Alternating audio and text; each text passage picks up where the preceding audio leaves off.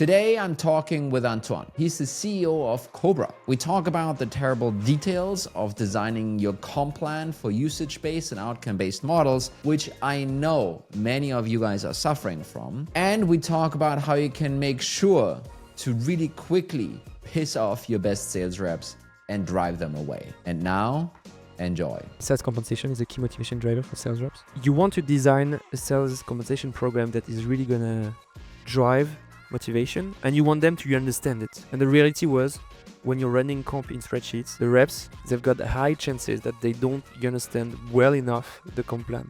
Instead of driving motivation, you're creating frustration. When you're a sales rep, money matters a lot. Don't mess with money and pay them super well, because otherwise, every time they're leaving, it's a hell lot of lost revenue.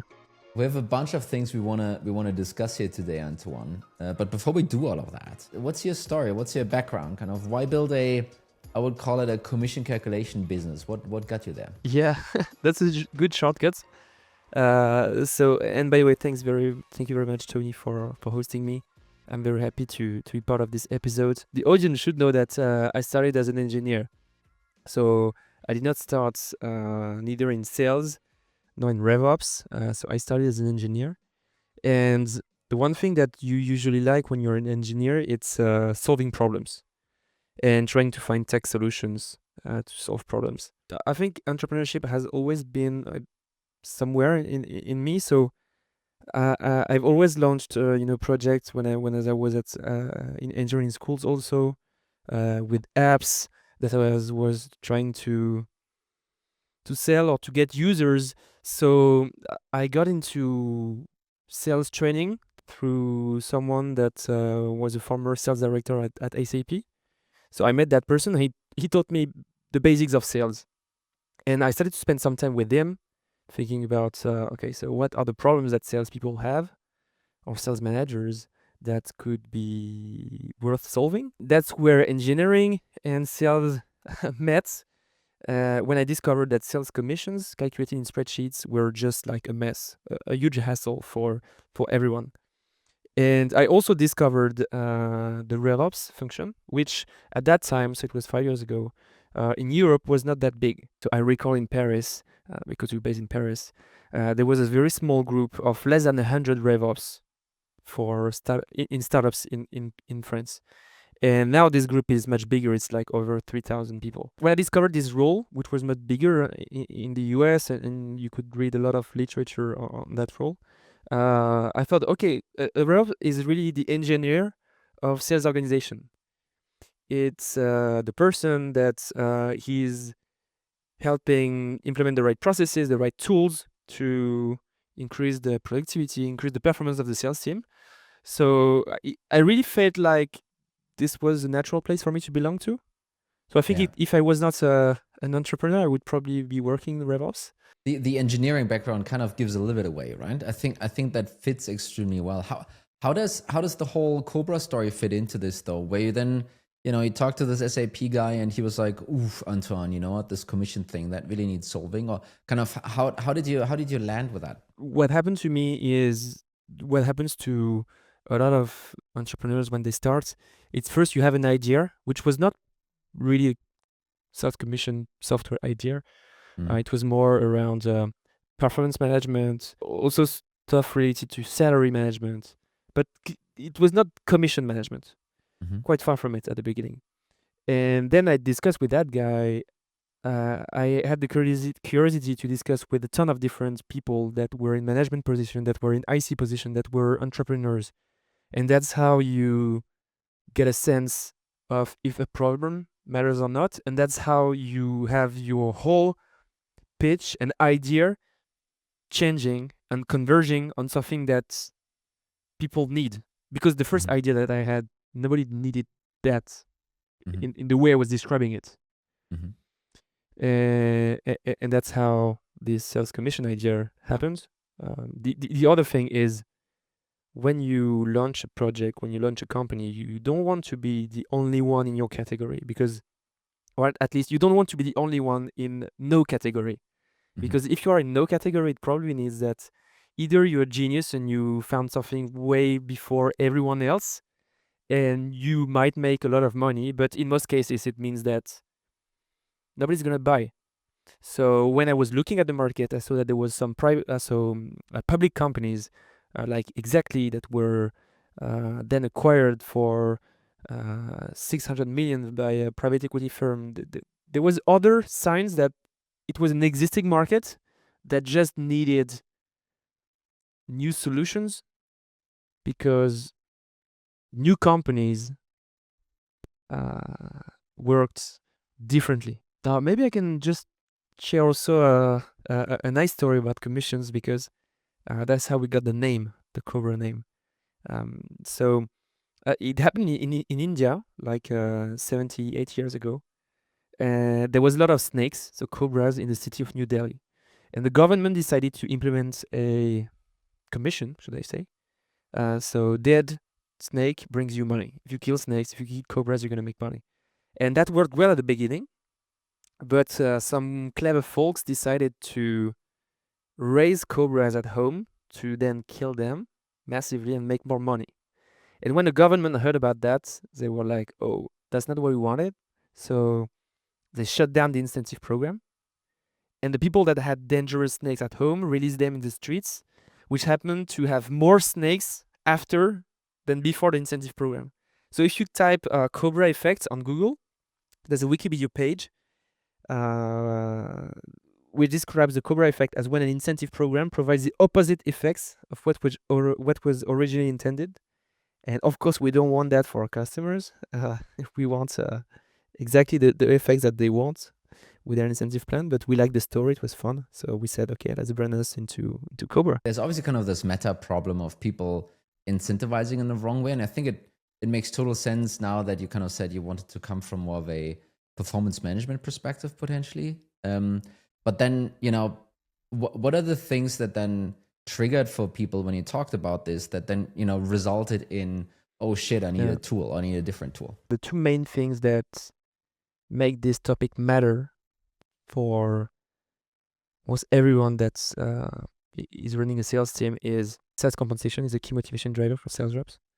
So you want to design a sales compensation program that is really going to drive motivation, and you want them to understand it. And the reality was, when you're running comp in spreadsheets, the reps, they've got high chances that they don't understand well enough the comp plan. So instead of driving motivation, you're creating frustration. So that's the first reason. And the other reason is sales compensation, and it's mostly true in SaaS companies, but it's the largest go-to-market investment most B2B companies make, far ahead of marketing, for example. It means that it has a huge impact on the P&L. And if you make errors in spreadsheets, if you're almost unable to run analysis, you're understanding the ratio between what you're paying and what you're closing in revenue. If you're not able to understand the financial impact of sales compensation, you're messing up your P&L. So CFOs, they hate that. And that's why we mostly speak with CFOs, CROs, and of course RevOps, which sits at the crossroads. I mean, I still remember, doing commissions first myself, then handing it to other people in my team. And at some point we got to the point where we were like, I mean, it's always a hot potato. I feel no one actually wants to own commission. It's always being handed around.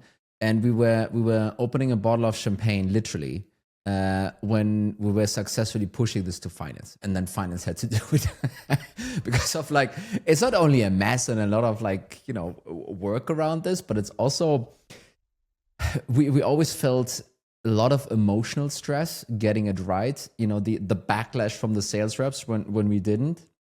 And ultimately, when everything went smoothly and perfectly, no one was coming over and patting us on the shoulder and like, oh, Tony, well, this commission run, well done. It was always only when something messed up. But, that's I think, kind of the ugliness around the problem and kind of fixing that. I think that's absolutely worthwhile.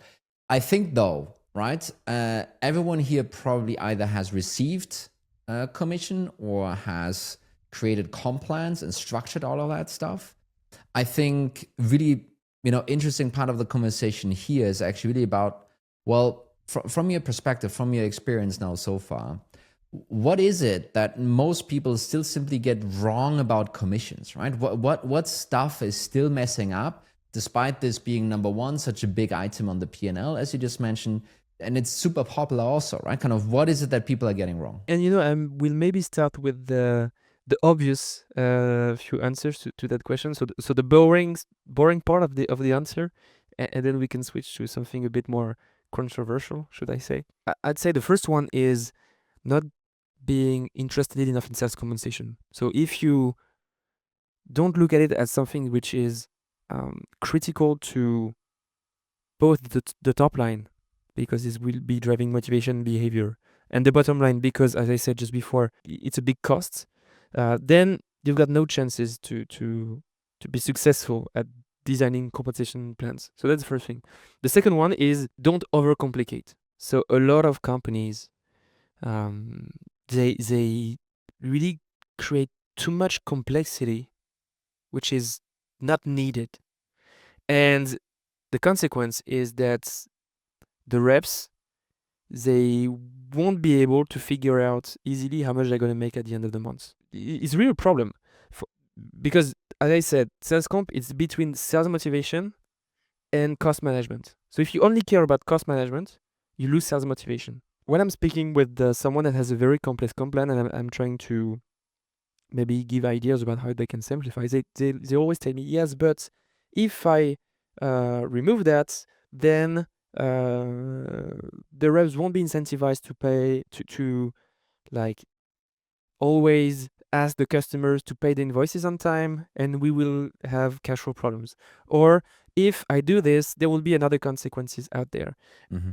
But the reality is every company has these same issues. You need to close business, you need to renew your customers, you need to retain people, you need to have good cash flow.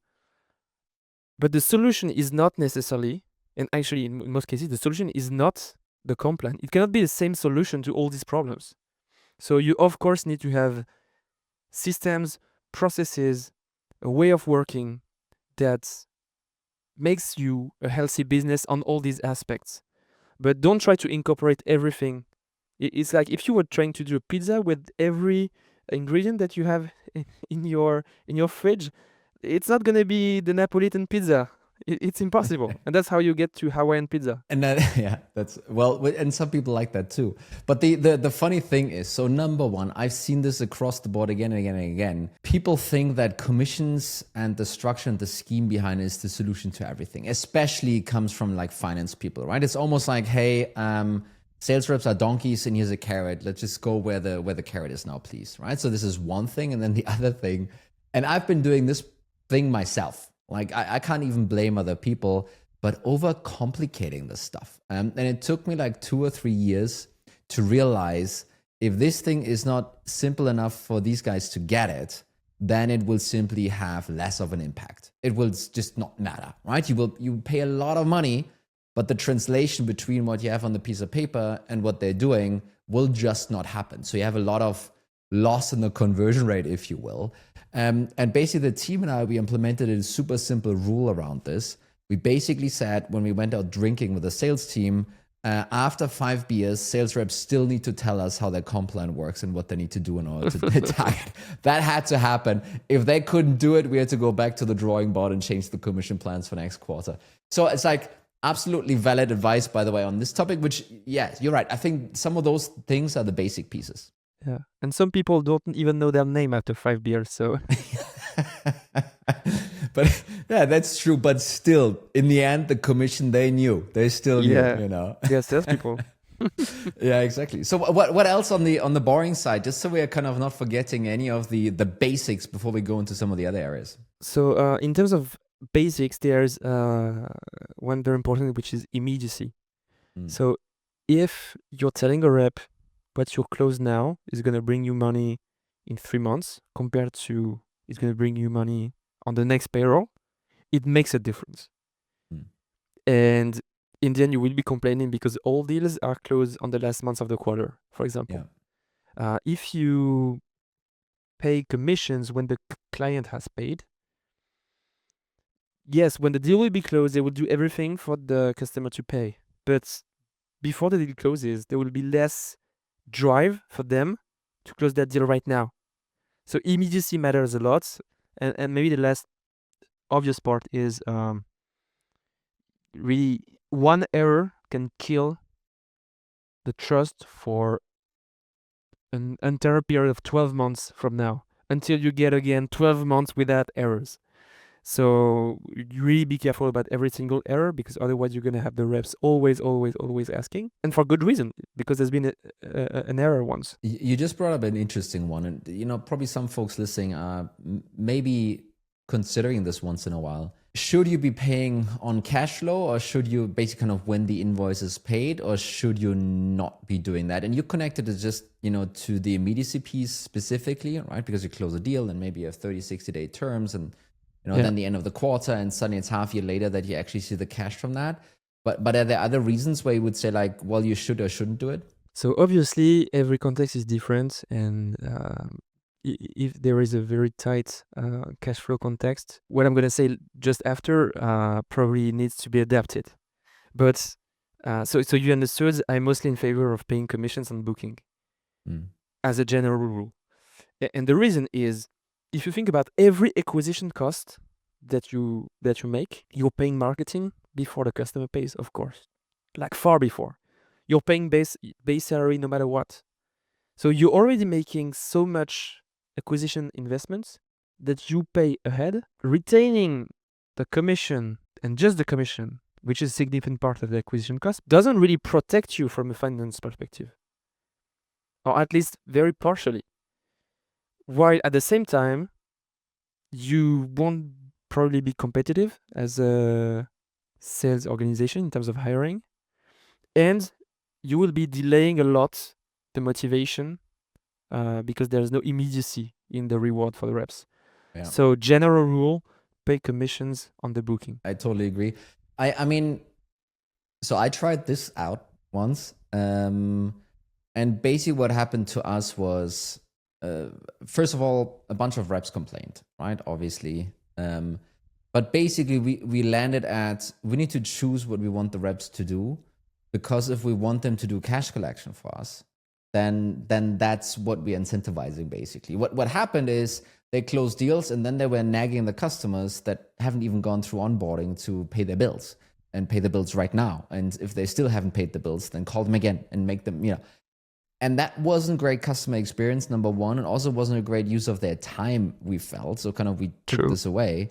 And then in the end, what we really realized is, and this might be true for some folks listening, is you building those rules, to prevent some bad apples from gaming the system. So we had one or two sales reps over the course of, I don't know, hundreds, that were basically, not doing the right thing and, for the company here, and doing weird deals, or maybe dirty deals or fake deals. But the way to manage that is not to change the commission plan. The way to manage that is to fire those guys. And we eventually we landed at that conclusion, basically, like, hey, we're not incentivizing the right behavior by doing it on cash. It happens once in a while that someone is dropping a deal, right? It just happens. But the real thing you want to watch out for are those bad apples here, right? Yeah, absolutely. Okay, so I think we kind of ticked off a bunch of maybe the more standard stuff, but people are definitely sitting out there and thinking about this a lot. Like, what are the things people don't think about that much, but still play a big role here? One of my big convictions when it comes to sales compensation is most companies are underpaying their best reps a lot, really a lot. And this is a problem because your best reps will eventually be leaving. And when you lose a top rep, that person is going to be replaced by a medium rep on average. Yeah. An average rep on average, that's normal. So you can lose a lot of revenue in it. And the way I like to think about what's the right first OTE and then accelerators for sales compensation is thinking in terms of acquisition costs again. Usually we say that the on-target earning, so base plus variable, so quota should be 5 times base plus variable. So let's say that you have an AE, 200K OTE. So it's more US numbers than European numbers. I know, but let's make things simple. So 200K OTE, 1 million quota, and then you have other acquisition costs. So in the end, if you make the whole acquisition cost calculation, you're supposed to land somewhere between 12 to 18 months payback. So of course you ideally want to be below 12, but like the reality is it's expensive to close customers these days. When you're thinking in terms of acquisition cost, it can give you really a good definition, a good calculation of what should be the OT. But then on top of that, when you think about someone that is really performing way above the others, so someone that is doing triple quota, so I'm exaggerating, but some people just crush the numbers sometimes. It's way more profitable, even with super strong accelerators. So like if you are 150% of your target, you are paid 200% variable. This is very strong accelerators. But if you make the calculation, you will see that this rep is much more profitable than the others. I think this is something people just generally miss, right? I think, there's one way to think about this calculation and say like, okay, wait, if one rep hits 100%, every additional percent that they're closing, like, could be actually be closed or should be maybe closed by someone else, right? That's how you think about it. But it does this one rep and you don't need to pay someone else's base salary. So you kind of have a lot of cash suddenly left in order to incentivize this overperformance, I feel like, right? The other thing is actually in reality, probably most of your reps aren't at 100%. They probably are at 80% or 70%. Kind of the average is actually much smaller, right? So if you have someone hitting 150% and doing that consistently, that person is actually doing the work of 2 full-time reps, like in, base salary and OTE combined. And in that sense, the cost that you're paying for that revenue for that rep is a lot smaller than if you had 2 reps hitting 75, 80%, right? And basically, that is a way to think about, well, geez, I actually have a lot of money left to distribute here.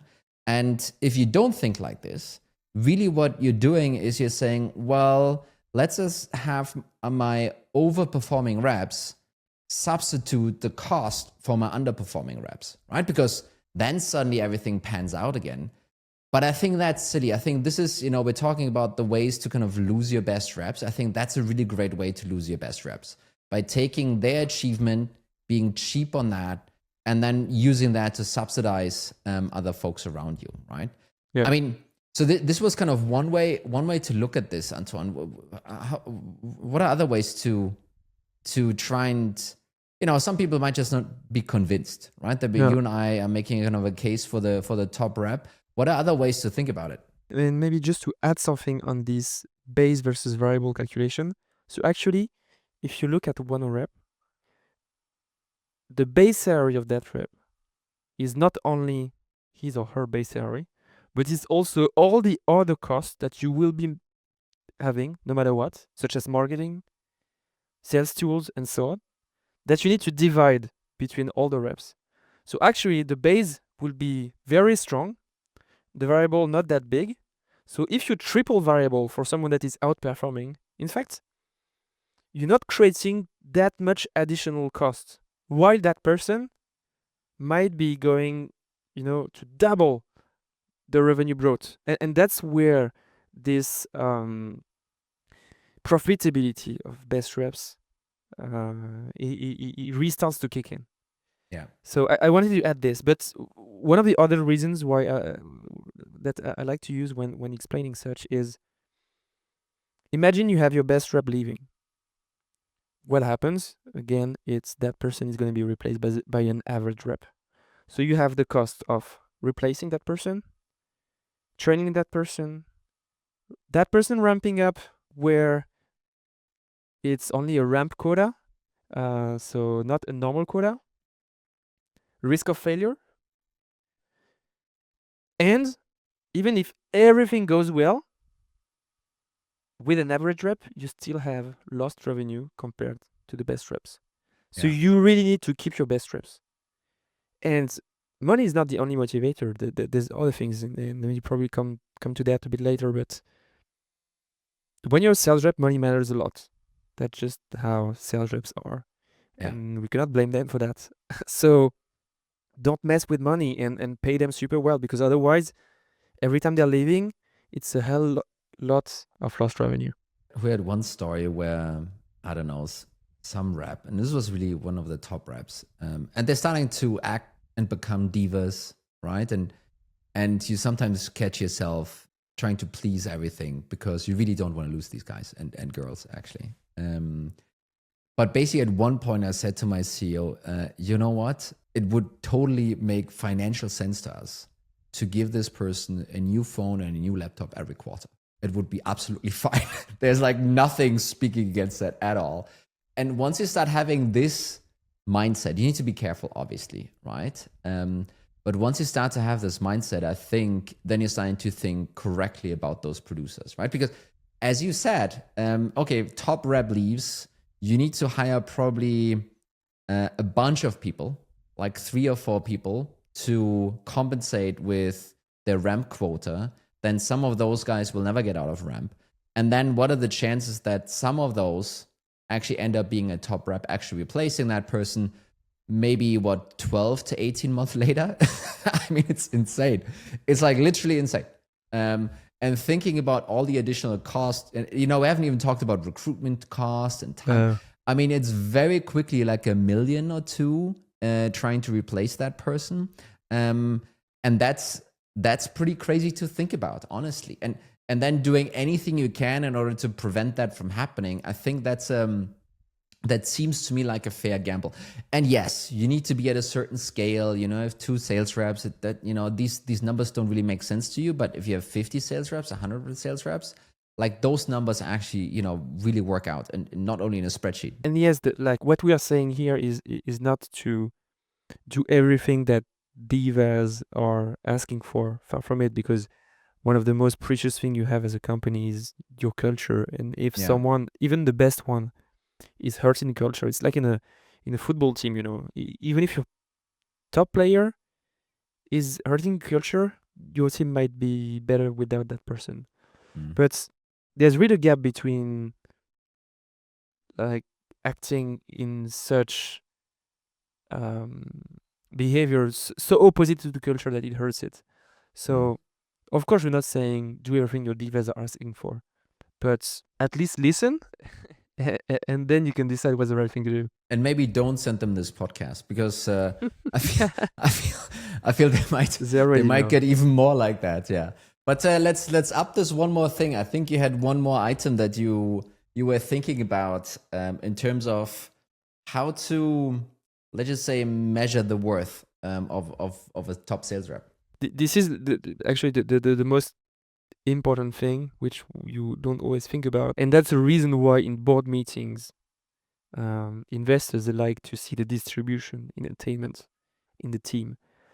Is because every dollar of revenue that you bring is economic value for the company. Let's say that a company is worth 10x their revenue, so which is maybe slightly more than the current multipliers that we see. But again, let's make things simple. It means that top performers, they're probably, if they're doing 2 million instead of 1 million new business, they're not only creating 1 million additional revenue compared to the other ones, they're creating 10 million additional valuation for the company. And that's, I think, that where most of these things are a little bit out of whack, right? And this is where then suddenly the defense mechanism kicks in. It's like, oh, wait. There's also the product team that's helping to achieve that, and the marketing team, and so forth and so forth. But yeah, ultimately, I mean, who's converting those opportunities into close-won deals and doing that beyond the expectations, right? We're not talking about a sales rep whose job it is to close, I don't know, like their target. That's kind of an expected outcome. We're talking about sales rep consistently achieve 50 to 100% more than those expectations, and really, I mean, you could even make this even more complex and say like, oh, suddenly the company grew X much faster, leading to even a higher multiple than, there's all kinds of ways to complicate this thing. I think at the end of the day, we just wanted to, look at the successful sales rep angle and basically tell everyone you're probably underpaying these folks, these ladies. And I hope this landed. Right? So now that we know what they're worth, what's your, what are good, solid tips and tricks? What can you do as a business to make sure that your best reps are never leaving you? Sales reps, like a lot of us, like everyone basically, can have multiple motivation drivers. So money can be one of them, recognition can be one of them, feeling of progress, self-development can be one of them, impact can be one of them. So there's no one size fits all for every team member. They will be seeking different things, and you need to provide them what they're looking for. So I like to say that healthy competition between the reps and showcasing that to the whole company can be a very good way to get the recognition that people are looking for. Good sales training, should be internal or external, can be a good way to provide the learning curves that those who want to learn, to progress, are looking for. So these are other things to keep in mind that are very, very important. It's not only about the money. President's Club, can be a good way of recognition. So that's why they are popular in many high growth companies. And then in terms of compensation, if we come back to this, there's things that can encourage the right behavior, such as I said, strong accelerators. So this will reward the top reps. You can also add kickers for multi-year deals, for solid payment terms, such as a multi-year upfront payment term. This contract will be more valued by the board than the normal yearly contract paid maybe on a monthly basis. So you can provide that to encourage the closing of deals in the right or the best conditions possible. So this I like to see. Something that I've also seen working, it's inbound distribution based on attainment. Inbounds are your best leads compared to outbound, of course. So why would you be splitting your best leads between the non-best reps? You want to give the best leads to the best reps. So it can be self-fulfilling, and you in that way you can give not enough chance for the others to grow in the hierarchy. But this is something that can be very motivating. You know that if you perform well, there's even more chances for you to perform well. It's a very capitalistic vision. I know, but like, and then the other thing can be don't try to grow your best sales reps into managers unless they want so. If they want so, and you've got good reasons to believe that they will be good in this role, try it out, and you will see with the right training, the right methodology. But when they don't want to become managers, don't force them to be managers, because if you do so, you will lose a top individual contributor that is no longer going to be an individual contributor. You will have maybe someone that is bad at managing because they did not want that, or believe they wanted that but not really. And you're going to lose the whole team below because the manager is not good. So build strong career paths for individual contributors with strong base salary evolution, because otherwise they will be leaving in the end. So all this can work. So I like all of these, right? I really like the inbound distribution piece. We played around with this once. It didn't fully work out, because we're struggling on, as you said, you're kind of creating a self-fulfilling prophecy by giving inbounds to the same guys and then they just hit higher. So you need to find like a different way to do the distribution. And we were trying to figure this out with like, how's your outbound conversion? Like the higher your outbound conversion is, the more inbounds you get, and it got too complicated. So we kind of, stopped this in the end, but I think this can work extremely well. I've seen orgs that figured this out and it worked extremely well.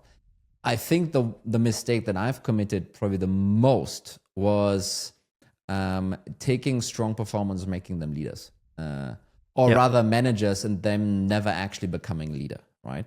Messed up so many times with this thing.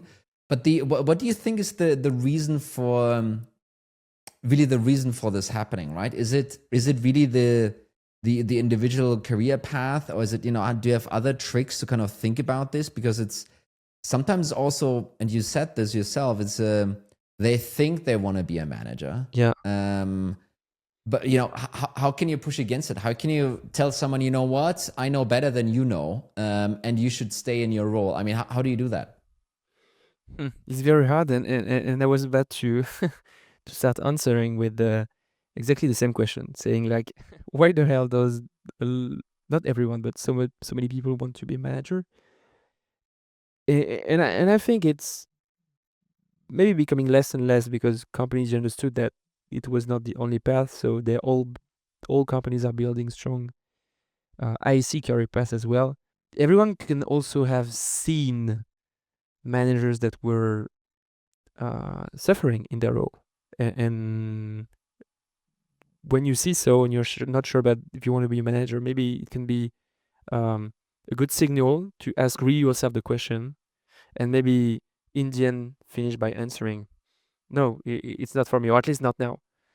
So I think it's more that the society rewards power, and if you manage people, it's something that looks like power from the outside. So everybody, and usually the base comp is also higher. So you're thinking, okay, I want a higher base comp, so I'm gonna be a manager. But maybe in the end, you're gonna make less money than if you were sticking to this strong, top performing individual contributor role. Because when you're a manager, it's very, very hard to go over 150% target achievement. Yeah. Because to get there, you need everyone in your team to be at 150. It's very hard.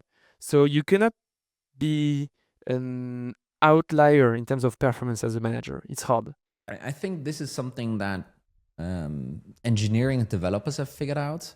Yeah. I feel like they're very good individual contributing pathways for those in those roles, right? Kind of there's like the principal, and then they have director, and they have like all kinds of very specific seniority levels where they actually end up making a higher base salary than sometimes their managers and their managers, right? Simply because they're so deep in a very specific area, and they should never leave the organization. I think that's a good tip for folks out there. Actually, kind of create ways where you can give ICs director or VP titles while they're staying ICs, right?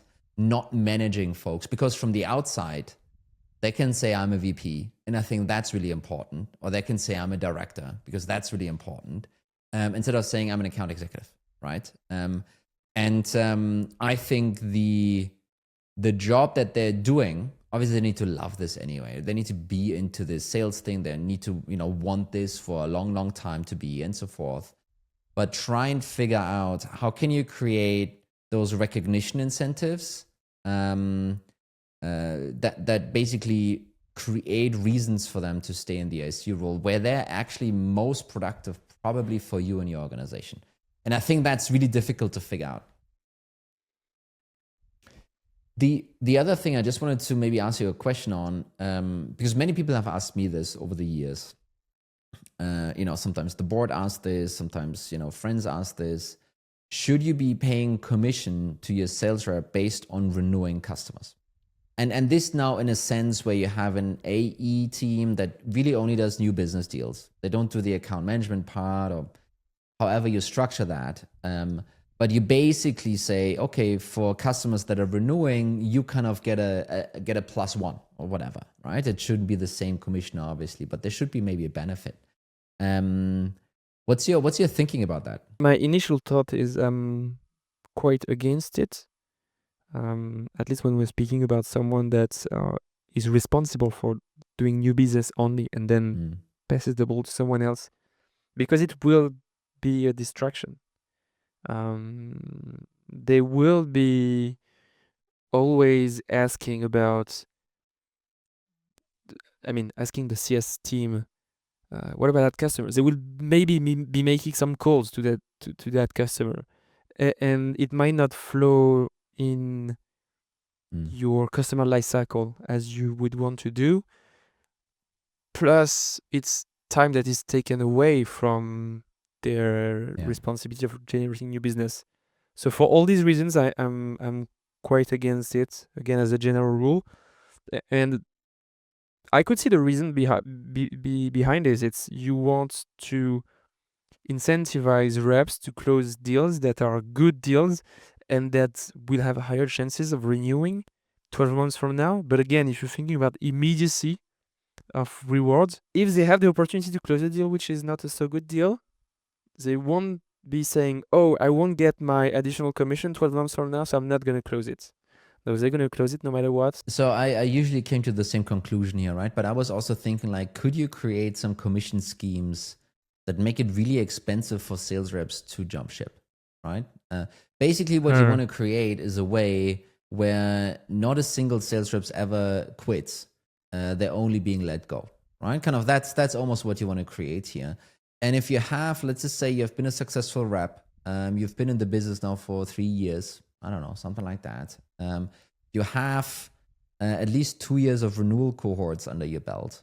And just by sitting there, you will have a bunch of renewals coming in that will prop your commission up, in some shape or another. Not by a lot, but in some meaningful way. If you now were to jump ship and go to another company, that incentive would just drop away, right? So kind of I'm trying to figure out, are there tricks here where you can create a scheme that basically creates pain leaving the organization? I think there's a high risk with this. It's litigation, because when someone is leaving, let's say that you have a general 90% renewal rate as a company, that person can be leaving saying, okay, I have 1 million booking that is going to renew in the next 12 months. So it's probably going to renew for 900K. I'm supposed to get 1% out of it. So you need to pay me an additional 9K on top of everything you already owe me for me leaving. Yeah. But thinking about what would be the right way to... it's hard. You can't force people to stay at a company. If they still... But I think the most efficient way to do so is if they still believe that they can be closing a lot of revenue in the next 12 months because they're good, because the product is good, because they are surrounded by people, by process, by a culture, by a company that can guarantee them to be successful, like they've already been so far, and they are paid well for doing so, there's no reason for them to leave. I think actually almost the reverse is true. And obviously, as we started this episode, we were talking about, hey, commission is not a solve all for everything. And it's also not a solve all for your retention problem with AEs if you have that. But I think what can create grumpy reps is hiring new reps and then not being able to support, the previous ones or all the reps properly through your pipeline generation. Right? Kind of that creates very quickly lots of grumpy reps.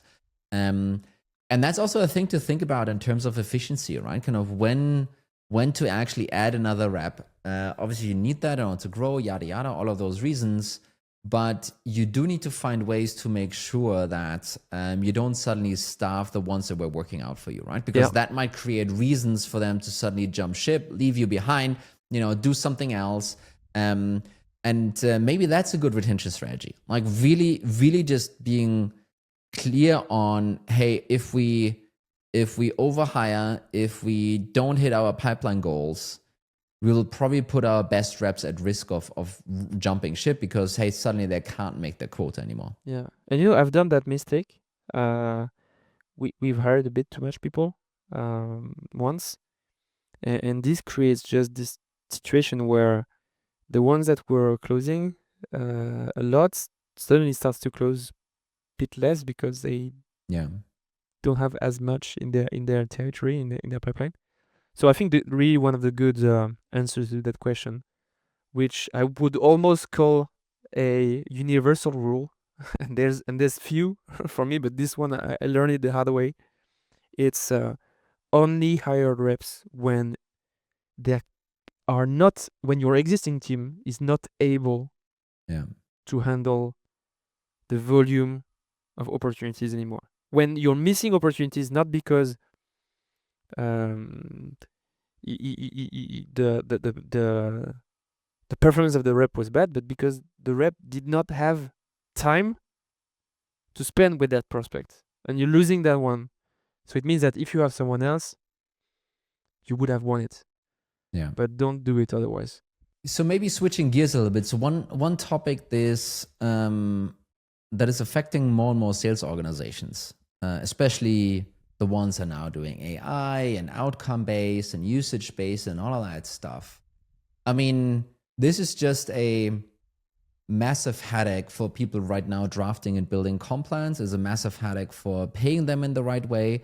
I mean, how is that problem hitting your desk? What are you seeing with your customers in this usage based slash credit system slash outcome based system that's coming? Yeah, very interesting topic because as everybody knows that there's more and more of these type of companies, more of this pricing, especially with the rise of AI. So we have a lot of customers at Qobra that are in such situation, and what I've seen from them, and what I've also seen from leading companies like Snowflake or OpenAI, Databricks. So there's really first a question which is not about comp, but about the team structure.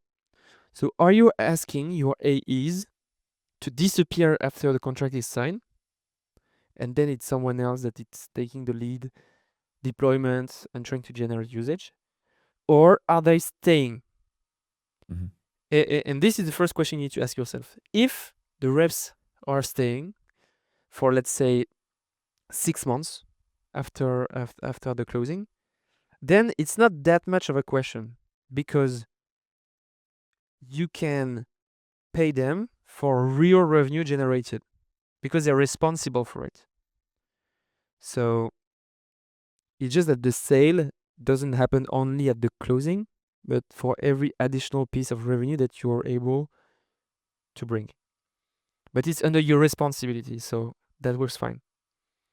If you have the reps disappearing after the closing of the contract, which again can be very understood as a strategy. Why?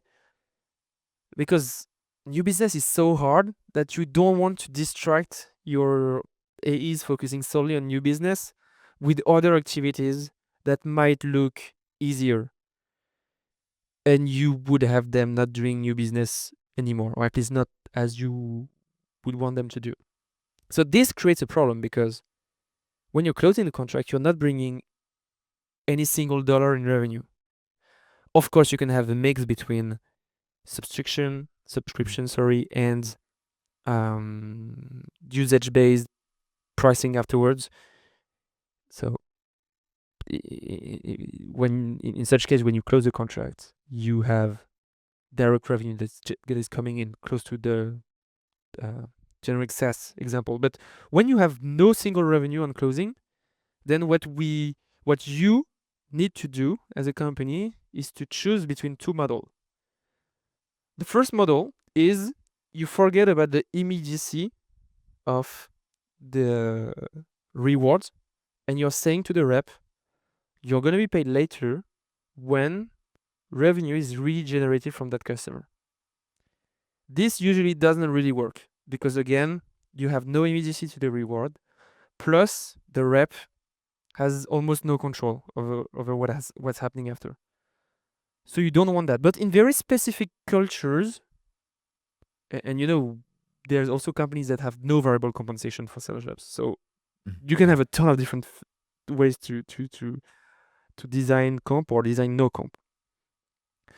But it's gonna be hard. So the other way that we see as a good practice is when you close the deal, you get a quota credit for, let's say, 50 to 70% of the estimated annual contract value for that customer. So let's say 60%. And then there is a period that goes from either 3 to 12 months, so let's call it 6 months, where when the usage reaches what was forecasted as the deal value, you unlock the other part of the credit. So if you were paid 6K, you get paid the next 4K for that deal slightly later. So when you hit that usage threshold. And then for everything that is on top during this 6 months period, you have a flat rate commission. So I don't know, 10%, for example, on all the additional revenue. And this revenue is non-quota bearing. So it means that it's only the first part that gets counted towards the quota. Otherwise, it's going to be very, very complex. So if you do so, you of course need a very solid sales ops or finance process to make sure that when a deal is forecasted, is estimated, it's coherent. There's a good logic behind it. So you need that strong process.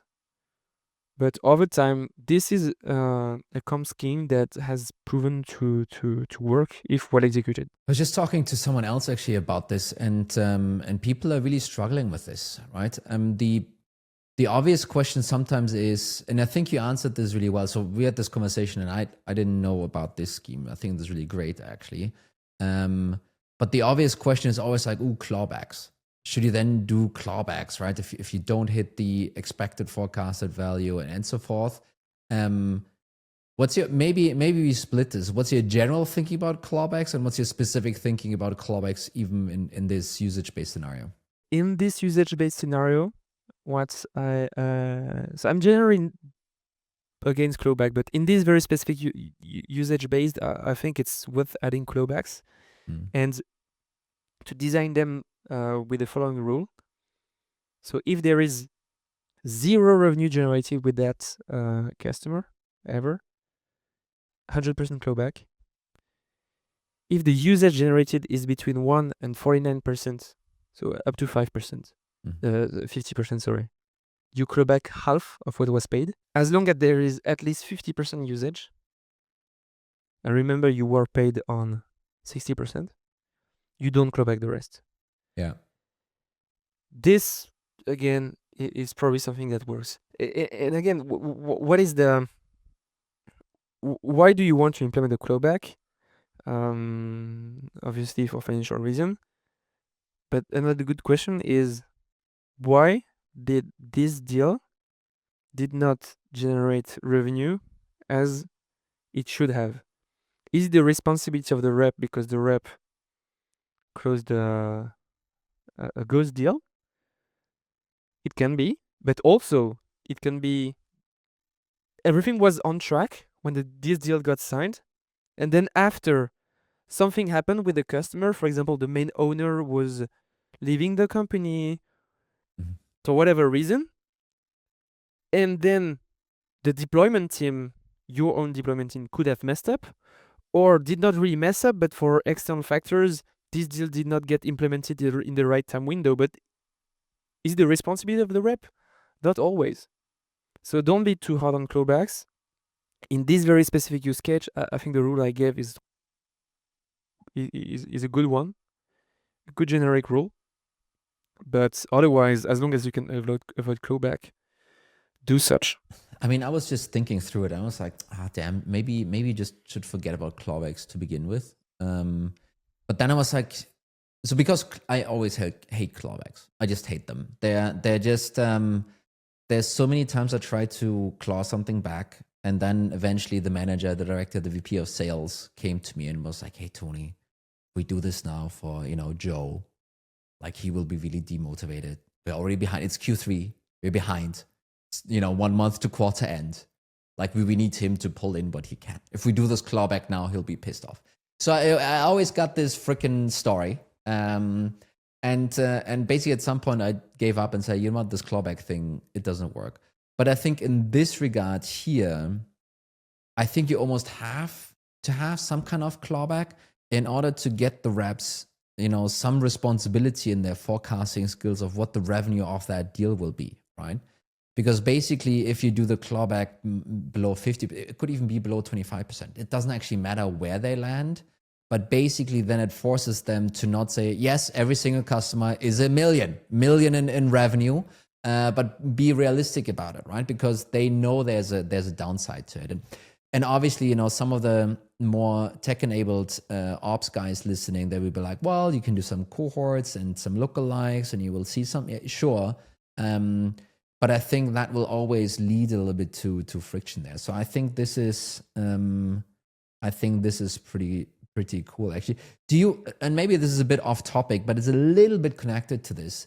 Do you see that in those usage-based systems, do you see that reps start to blend a little bit more into well, not the full cycle, but blend it a little bit into the new biz and existing biz rep? Kind of, do you see teams doing that rather, or do they keep it still separate despite the usage? Actually, there's more and more companies in this scenario that don't separate between AE and CSM, or at least until a certain threshold in the relationship.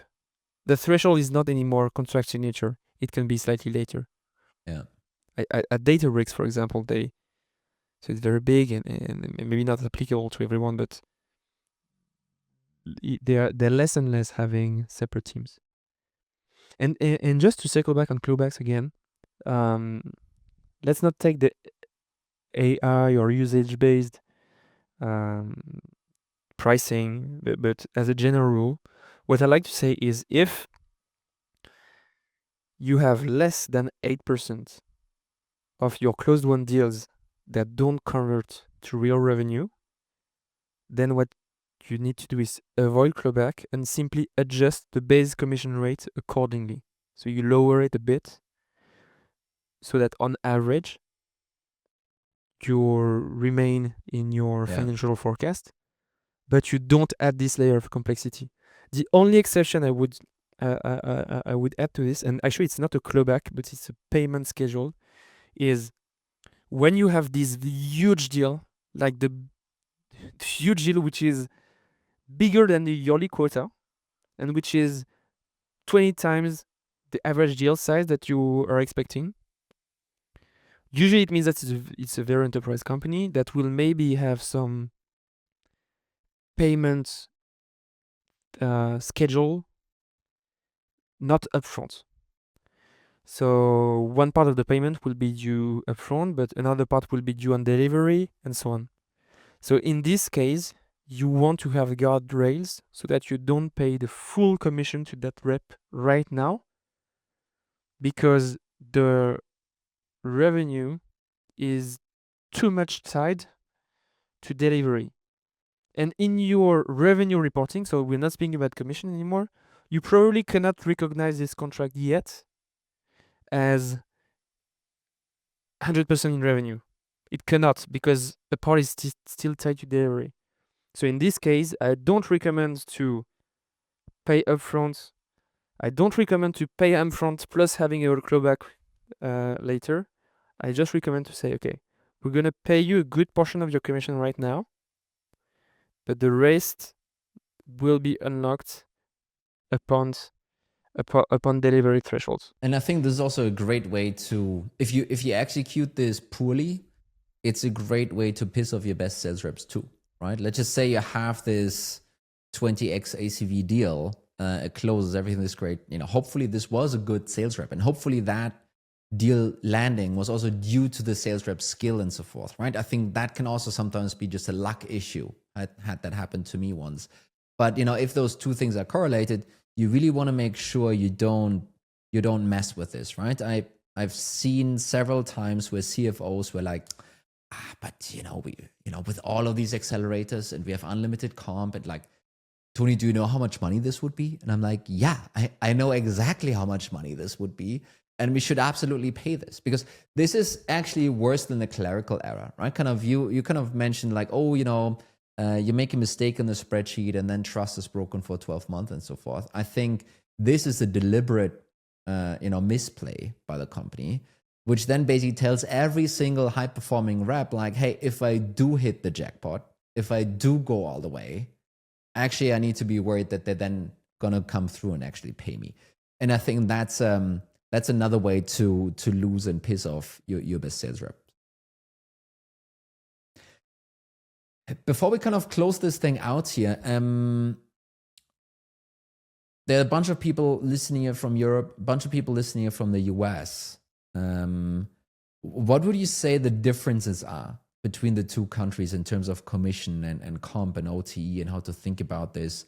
And what do you think, I'm just assuming, can Europe learn from the US? The first obvious difference is usually the OTEs are much higher in the US, themselves higher than OTEs in Europe from US companies, themselves higher than OTEs in Europe from European companies. So that's the hard reality, which as a European hurts sometimes, but that's how it is. So in terms of comp structure, I think that it's quite homogeneous between tech companies, and we all have more or less the same good practices. The one thing that I see in US comp plans that is quite not here in European comp plans, it's really the deal per deal analysis. And it's due to two reasons. The first one is in the US you have an accountant norm called ASC 606 that requires you to recognize the cost, so the commission cost related to one deal, so to every single deal, and amortize it over the duration of the first commitment period. So that forces them to think about a commission deal per deal, while in Europe it's more like you've closed that much, this is X in commission, but you have no link on how much you've won on this exact deal. So that's one thing. One of the reasons why they are doing so, and the other reason is I think the financial models, financial analysis and the reports are more deep in the US. So they really want to understand how much every single deal is costing to then run cohorts analysis by segment and so on. So when you manage to go until then, in terms of comp analysis, which is a very high level of maturity, and again, not all US companies do it, far from it, but when you manage to go there, that's where you have a really deep understanding of your own sales comp structure as a business, and that's where you have the best chances to align it properly with your strategy, explain to the reps how much you're gonna make on every deal, and of course, a tool like Qobra can help, but it's also about the mindset, how much energy you want to put in taking care of your comp scheme. Antoine, really cool to have you on the show. What would be good ways for folks to follow you, get in contact with you, see what's up? Yeah, LinkedIn, I think. Antoine Fort on LinkedIn. Feel free to add me and send me messages. Really happy to help you if I can. And yeah, I think that's probably the best way. Wonderful. Antoine, thank you so much to have you here and everyone else listening. I hope this was insightful. We went through a bunch of different topics. Make sure you don't lose those best reps. And if you have the problem, figure out how to do usage-based comp plans and commissions and so forth. And otherwise, see you all folks next week. Cheers. Next week, Raul and I are talking about our health. Yes, our actual physical and maybe mental health. And we're also going to talk about what other CROs and founders are doing in order to stay sane despite all the pressure. If you don't want to miss it, hit subscribe and see you next week.